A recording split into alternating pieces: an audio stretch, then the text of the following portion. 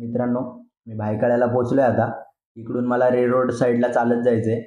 कारण की आज तिकडच्या साईटवर काम करायचं आपल्याला. तर मी आलोय या टॉवरमध्ये 31व्या मजल्यावर काम करायचं आज. तर आल्या-आल्या राहुल दादांनी मला जरी मारायचं काम दिलंय. त्यांनी मार्किंग करून दिली होती. त्याच्यावर मग मी आता जरी मारतोय.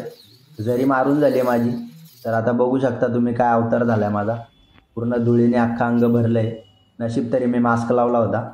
तर ते झाल्यानंतर मी छिन्नी हातोडा घेऊन जरी तोडायला घेतली. तर बऱ्याच जणांना असं वाटतं की इलेक्ट्रिशियन म्हणजे काय फक्त वायरी लावणार, लाईट फॅन लावणार बस.